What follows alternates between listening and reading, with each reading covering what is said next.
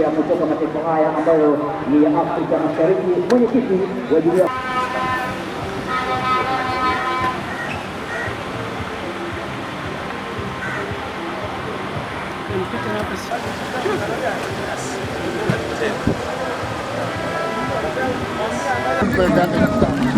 hawezi run alone. Mbona kishalifika mnabaki mnawacha katikati, kunakuwa na gap kubwa sana, lazima tufinye.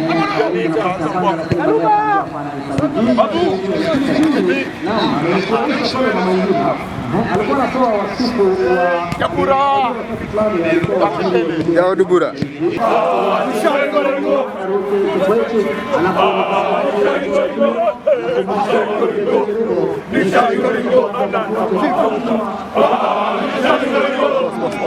sorry.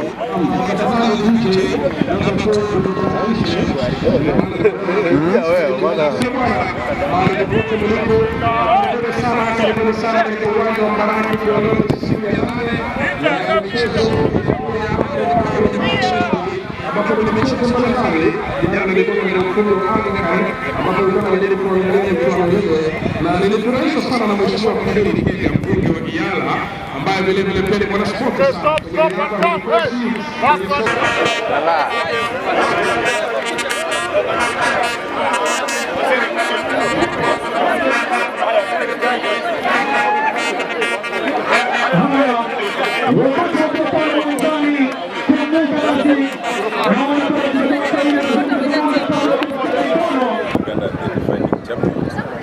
Secondly, although they're playing in our country, they came here a week earlier to just acclimatize. As you know, for us, because of cost saving for Kenyans, our team came by SGR, only on Friday, arriving at night. So the rest was only yesterday when we trained.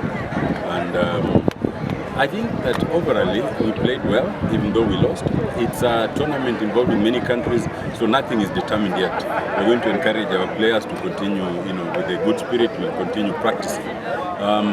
Also, in addition to having come early and being the defending champions, in the case of Uganda, they went for a camp for 2 full weeks. In the case of Kenya, we did not go for a camp even for a single day, because we were supposed to go for a camp, and then the cost-saving measures, and you know how the cost of living issues are managed. So the players said, okay, we'll just practice, take the SDR and come here. So overall, there is no disappointing. We are confident that we will continue well in this tournament. I'm quite proud of Bunge FC for how they played. How do you bounce back from this loss now? There's no trick. It's just that the next team that we meet, then we beat all the other countries. This was actually our first competitive match. So whichever team that there are still the other countries that are remaining, we will compete favorably with them. We intend to give it our best and we intend to beat them. What's your next match and when? Our next match should be on Tuesday against South Sudan. And thereafter we play, I think, Burundi on Friday, and it continues like that until the end of the tournament. Yes. Do you think Uganda failed the union guys because their squad has always raised eyebrows? Well, yes, it has always raised eyebrows, but today we confirmed. There's nothing really to feel bad about. Different countries have different systems of getting members of parliament. In Kenya, for example, the majority of members are elected. Then the nominations are basically restricted to women. In the case of Uganda, a huge chunk of members of parliament are nominated male soldiers.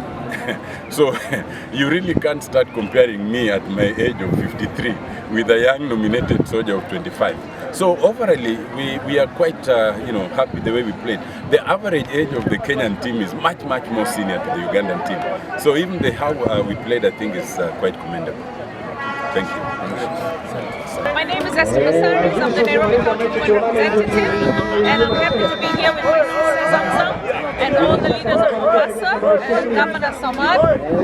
We're happy to be hosted here with all the teams from East Africa. Every December we get together for EALA Games, and it's lovely for us to compete with each other, to get to know each other, to actually share with each other experiences about our own parliament. And it's also a time for parliamentarians all year round. We're working with legislation and in our counties, and this is the time that we come together for sports, competitive sports, but also for us to work as East Africans. Hapa vile mnavyoona tuko sawa na ni kitu ambacho tunafanya kila mwaka. Kenya imecheza na Burundi mpaka sasa tujafunga, lakini na imani Kenya itafunga mwanzo.